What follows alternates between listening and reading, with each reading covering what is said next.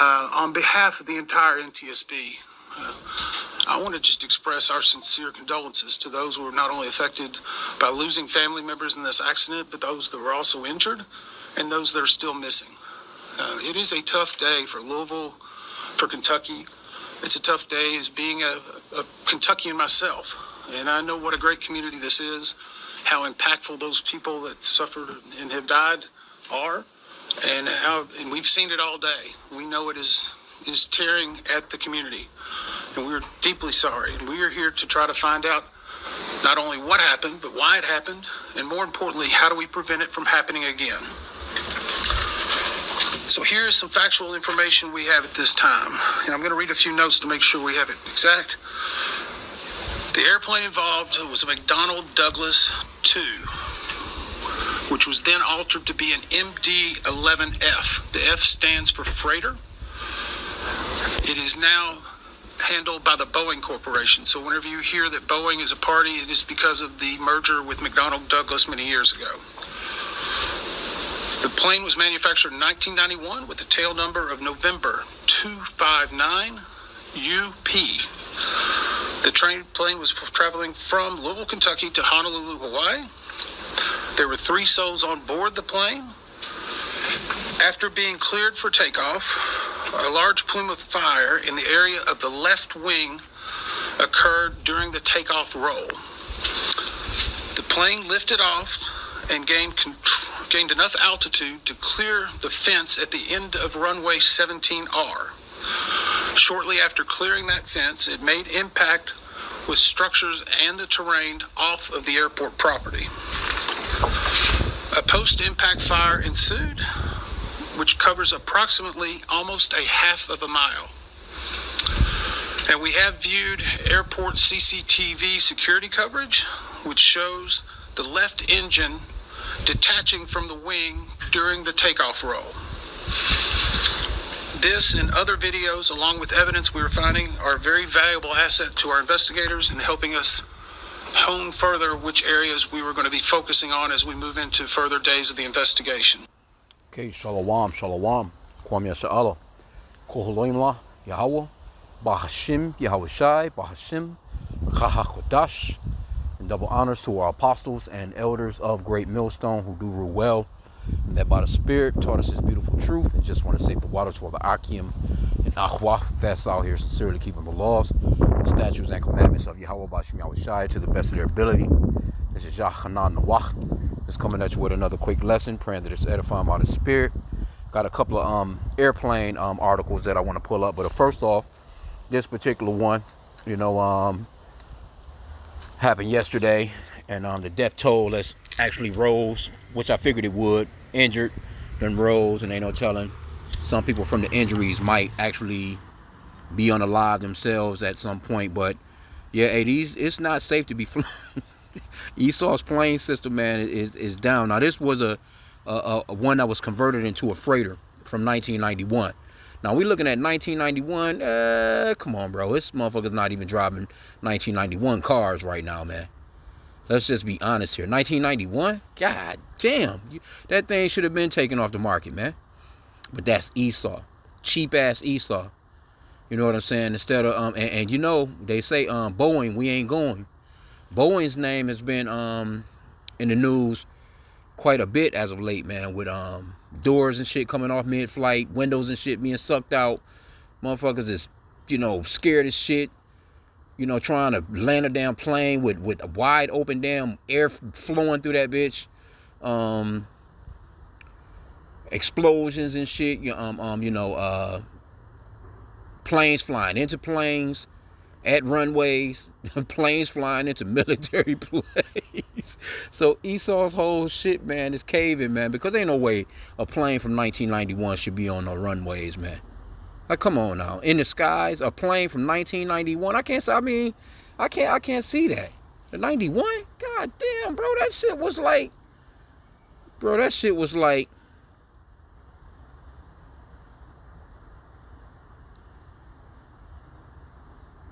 that bitch done been, man, like, I know they keep maintenance on them. You know what I'm saying? But damn, that's like 30, damn near 40 years, bro. I guess they figured they could, transfer, kind of transfer it over from being, just imagine had that still been like a passenger plane. Crazy, bro. But that's the cheapness of Esau. Esau is cheap as hell. But let's get these scriptures. Let me get this one. Well, I was already in this one. I shot this one to the Ock because he had done a lesson on this too. Tobit 13:2. For he doeth scourge. He doeth scourge, and have mercy.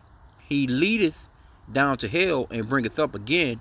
Neither is there any that can avoid his hand. And that's also going to, Deuteronomy chapter 32 and verse 39 is similar to that. Because you can't get out of the hands of the Lord if he wants your ass out of here. Deuteronomy 32 and 39. See now that I, even I am he, and there is no God with me. I kill and I make alive. I wound and I heal. Neither is there any that can deliver out of my hand. See that? So if the Lord got it out for you, you through. You definitely out of here.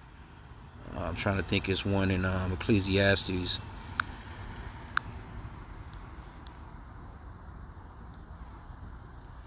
Ecclesiastes 8:8. There is no man that hath power over the spirit to retain the spirit, neither hath he power in the day of death.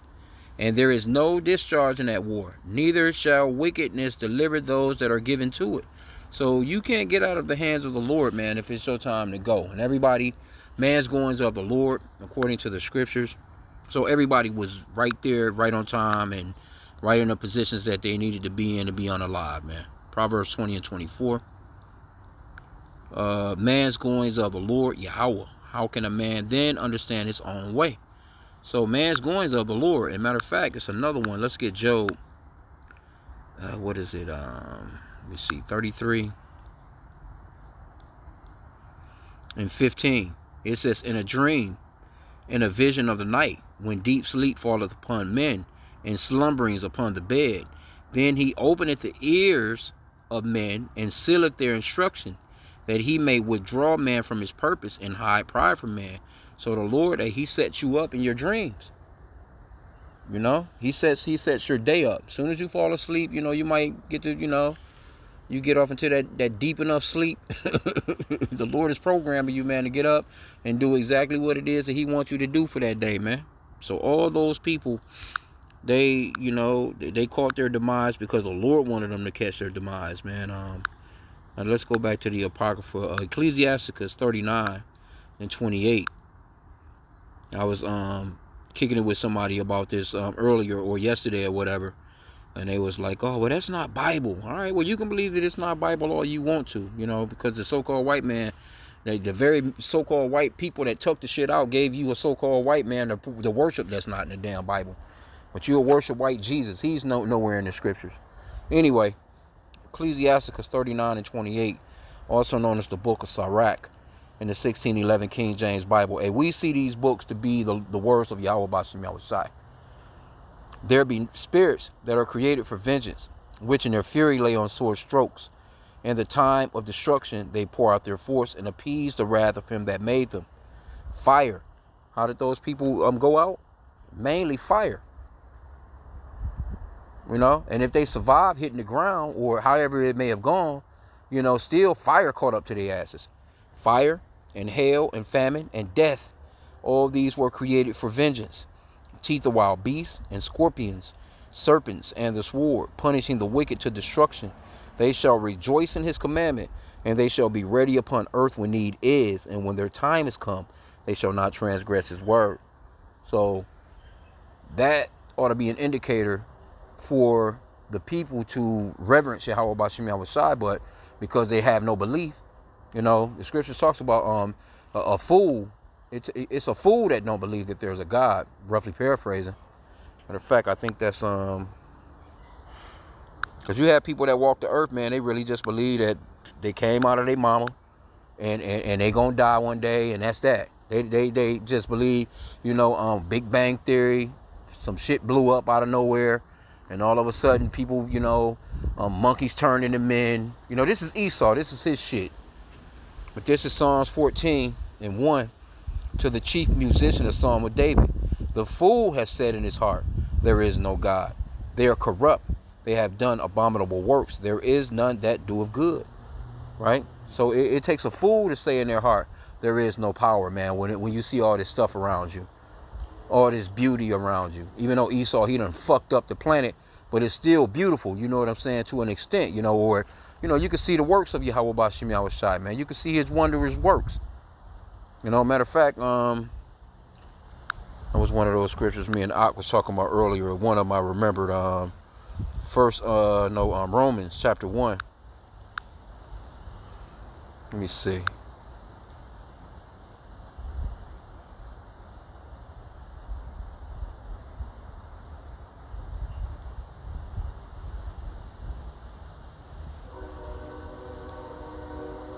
Oh yeah, verse 20. Romans 1 and 20. No, let me start at 19. Because that which may be known of God is manifest unto them. No, let me start at 18. For the wrath of Yahweh is revealed from heaven against all ungodliness and unrighteousness of men who hold the truth in unrighteousness, because that which may be known of God is manifest in them. For God has showed it unto them. How did he show it to them? By his wondrous works that you see around you. For the invisible things of him from the creation of the world are clearly seen, being understood by the things that are made, even his eternal power and Godhead, so that they are without excuse.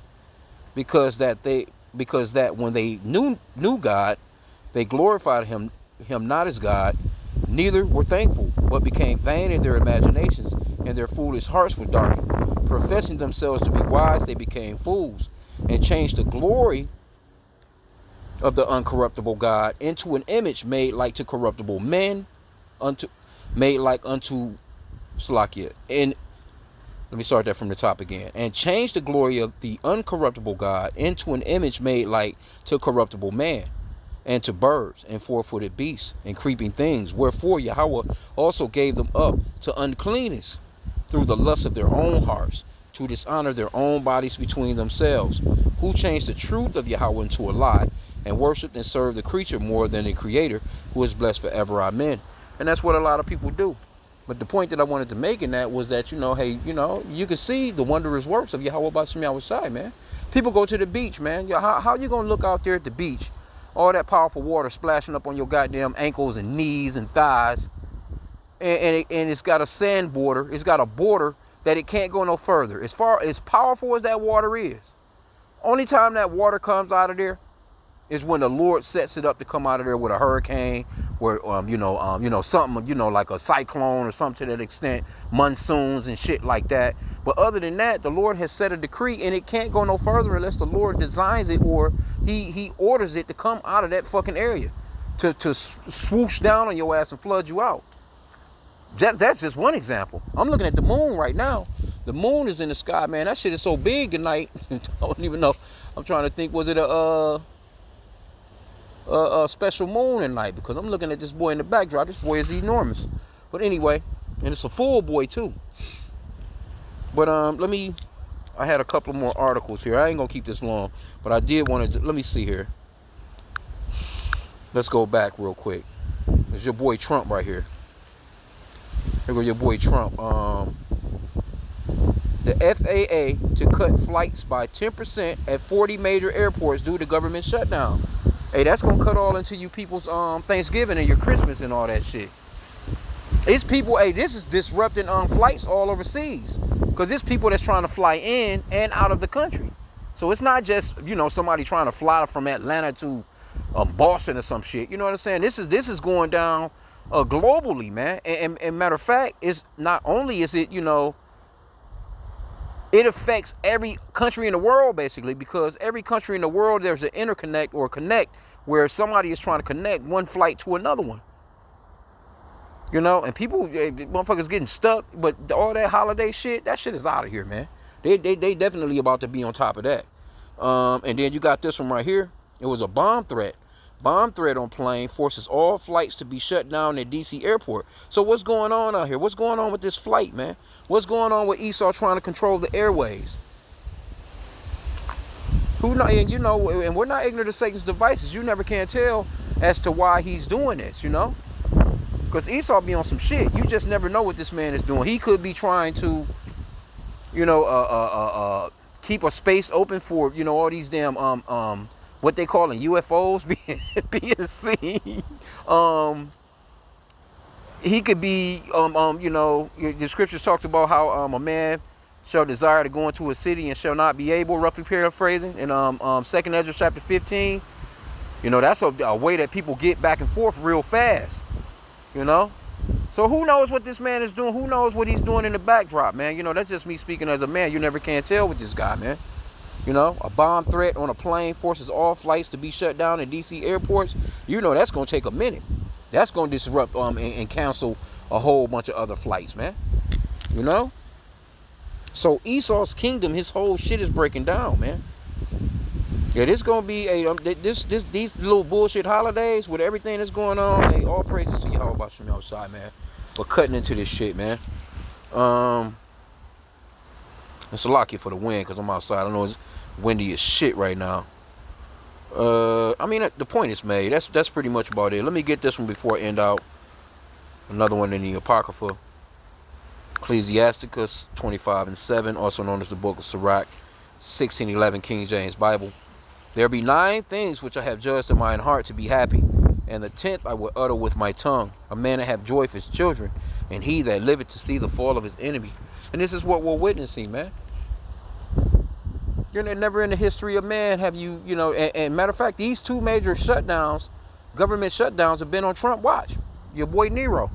There ain't been no shutdowns like this, man, on nobody else's watch. Like, the 2 longest shutdowns in American history have been on Donald J. Trump's watch, man. And ain't no telling what these people are doing. There's no telling what they got in the works, man, when they doing shit like this. You know? So, hey, keep your head on a swivel. Walk circumspectly out here, because we're living in some serious times, man. We just, you know, we don't trust Esau. We know that this man is always planning and plotting, you know. So we're just waiting on the next move to just pop out there because it's all prophetic, man. So with that, shalom.